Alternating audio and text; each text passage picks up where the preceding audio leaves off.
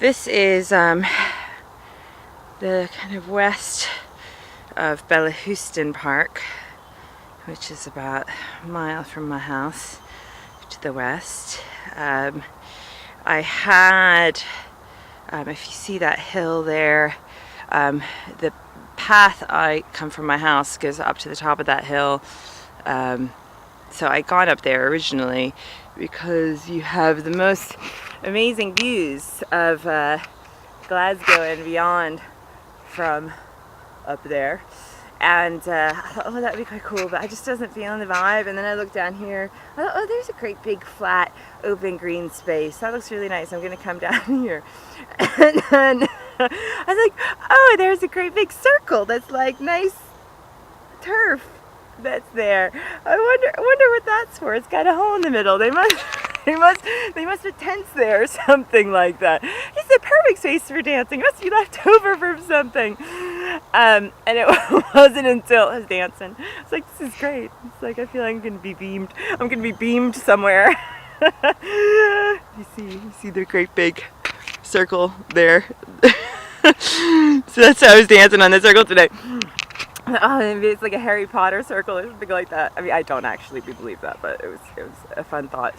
And and it wasn't until a golfer came along that I realized this is obviously a space where it's either a golf course or a space where people practice golf that's public. So it just shows you how sporty I am, really.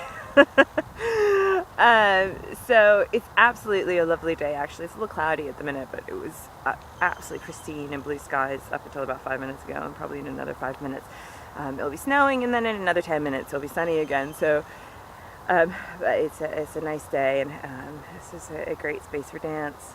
And it's funny because I keep finding, when I was in Maxwell Square Park, we found our way into the basketball court / football pitch area, and that was such a nice space for dancing as well. So I quite like that crossover, because these spaces have been made specifically for movement, albeit not dance, but they do serve well, actually, which is nice.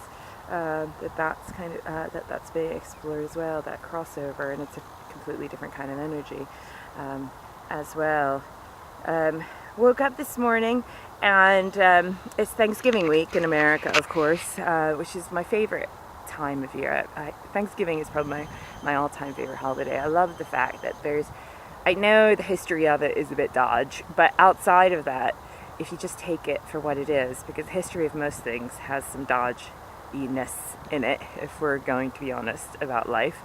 If we take the good part of it, which is that it's a day to gather around you what and who you're thankful for. It's a wonderful, it's a wonderful thing. And so what I'm doing all this week is I'm every morning I'm making I was dedicating time every morning to write out 5 pages of what I'm thankful for.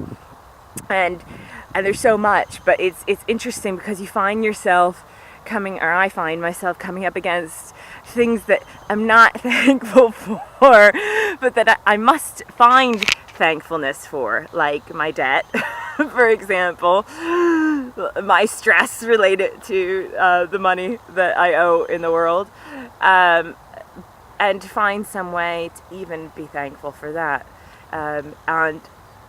And yeah, because I mean, in that regard, I'm happy that that's giving me an opportunity to seek out new ways to fill my bank account, which is just now so empty that so much can fill into it as well. So that was something, and also it was really funny because and then that led me to to other thoughts, and I found myself thinking about my pop-up. And I was thankful for him. He's such a lovely man, and I love him dearly. And then I thought about my nana who passed so many years ago, a few years ago, who I loved dearly as well.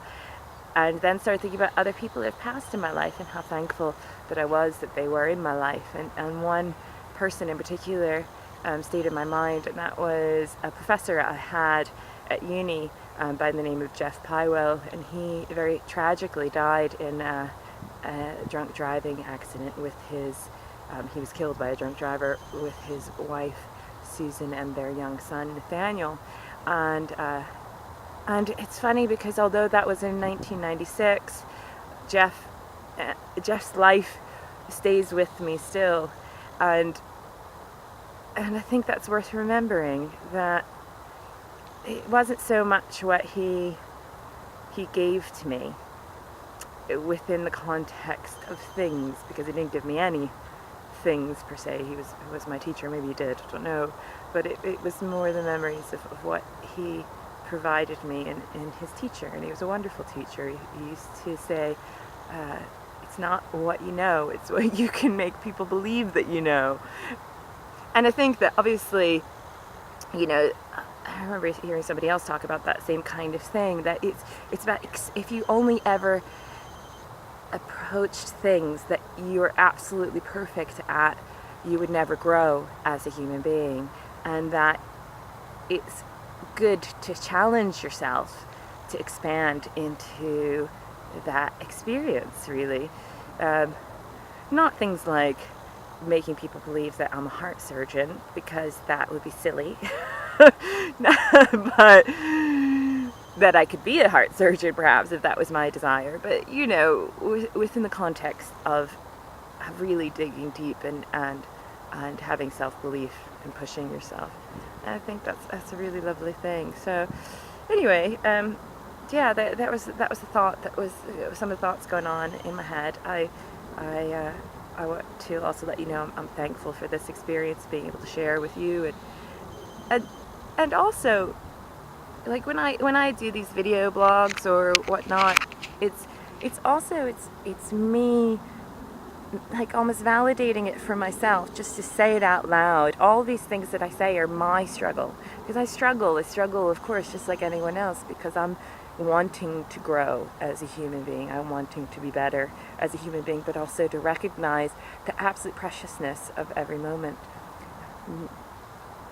because it will not happen again. So with that, I'm going to go home and hopefully continue the mindfulness of the moment. Take care. Bye.